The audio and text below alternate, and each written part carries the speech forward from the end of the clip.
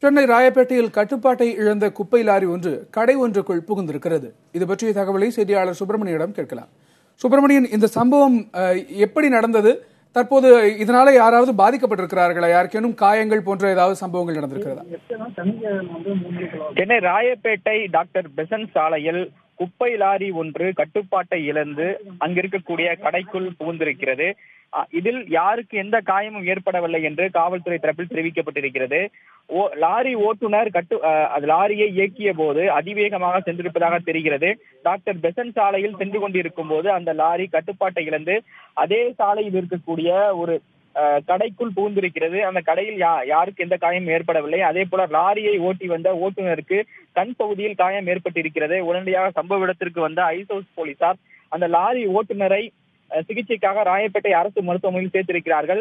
இந்த விபத்து குறித்து முதல் கட்டமாக அடையாறு போக்குவரத்து புலனாய்வு பிரிவு போலீசார் விசாரணை மேற்கொண்டு வருகிறார்கள். விபத்திற்கான காரணம் என்ன என்பது குறித்து விசாரணை மேற்கொள்ளப்பட்டு வருகிறது. அதே போல இந்த லாரி விபத்து காரணமாக அந்த டாக்டர் பெசன்ட் சாலையில் போக்குவரத்து நெரிசல் ஏற்பட்டு இருக்கிறது. அதை சரி செய்யும் முயற்சியில் போக்குவரத்து போலீசார் ஈடுபட்டு வருகிறார்கள். சுப்பிரமணியன், இந்த சம்பவம் பற்றிய தகவல்களை தந்தமைக்கு நன்றி.